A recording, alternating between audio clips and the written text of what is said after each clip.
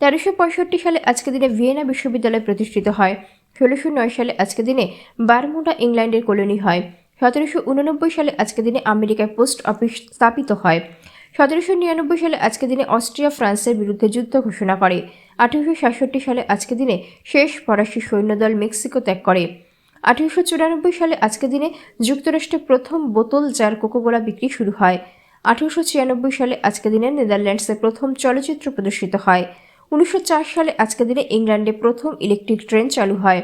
1930 সালে আজকের দিনে ভারতের স্বাধীনতা আন্দোলনের নেতা মোহনদাস করমচাঁদ গান্ধীর নেতৃত্বে ঔপনিবেশিক শক্তি ব্রিটেনের বিরুদ্ধে সত্যাগ্রহ বা অসহযোগ আন্দোলন শুরু করে। 1954 সালে আজকের দিনে ভারতের রাষ্ট্রভাষাগুলিতে রচিত সাহিত্যের উন্নতি ও সমন্বয়ের লক্ষ্যে ভারত সরকার কর্তৃক সাহিত্য আকাদেমি প্রতিষ্ঠিত হয়। 1968 সালে আজকের দিনে দক্ষিণ আফ্রিকার ক্ষুদ্র দেশ মরিশাস ইংরেজদের হাত থেকে স্বাধীনতা লাভ করে। 1969 সালে আজকের দিনে সুপারসোনিক যাত্রীবাহী বিমান কনকর্ড প্রথম উড্ডয়ন করে।